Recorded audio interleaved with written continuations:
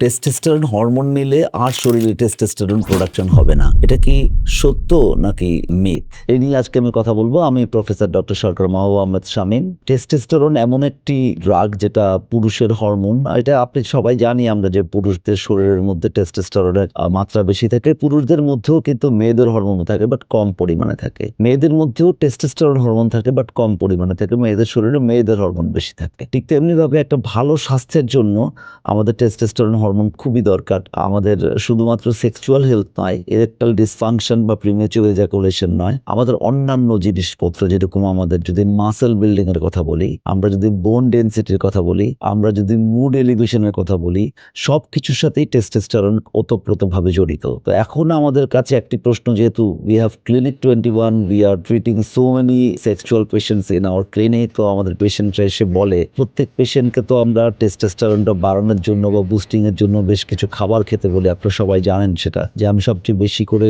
ডিম, দুধ, মাংস সব বিভিন্ন ধরনের নাটস, ভেজিটেবল, ফ্রুটস, অ্যাভোকাডো এগুলো খেতে বলি। এগুলো খেলে আসলে আমাদের ন্যাচারালি শরীরের ভিতরে টেস্টোস্টেরনের মাত্রা বাড়বে।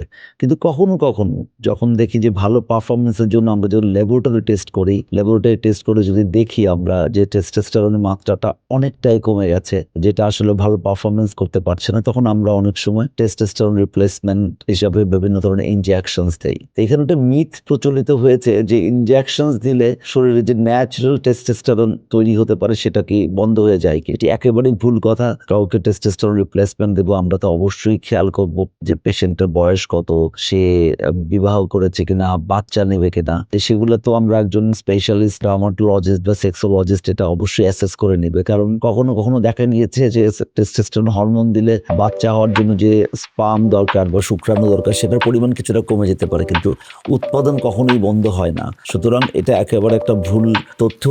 আমরা যদি সঠিকভাবে ল্যাবরেটরি টেস্ট করে এবং যদি আমরা ডাক্তাররা তাদেরকে প্রপার এক্সামিন করে টেস্টোস্টেরন হরমোন রিপ্লেস করি, that is very good for not only sexual health, mental health, বোন ডেন্সিটি এবং অন্যান্য শরীরের মাসেল বিল্ড করার জন্য খুবই ভালো উপকারী হিসাবে কাজ করে। এবং টেস্টোস্টেরন হরমোন একটা পুরুষের জন্য অত্যন্ত অত্যন্ত জরুরি।